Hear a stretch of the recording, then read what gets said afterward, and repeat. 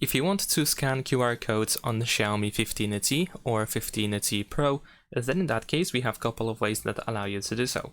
You can, for example, go to Quick Settings or the Control Center, and most likely you will find the QR code scanner immediately added.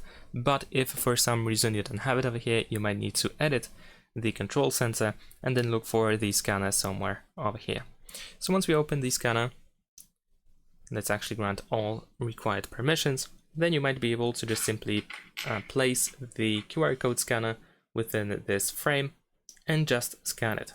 However, if for some reason the QR code scanner seems to be not working like this, just like in my case, then instead of using the dedicated QR code scanner, we can also open the camera app, and usually we can just simply scan the QR code within the camera app. So let's give it a try.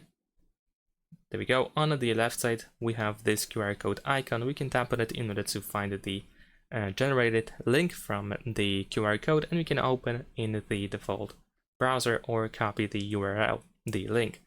If for some reason the QR code scanner doesn't work in camera as well, then we can make sure that it is enabled by going to Settings. And over here in AI recommendations, we can find Scan QR codes, which of course should be enabled. Thanks for watching, leave a like and subscribe.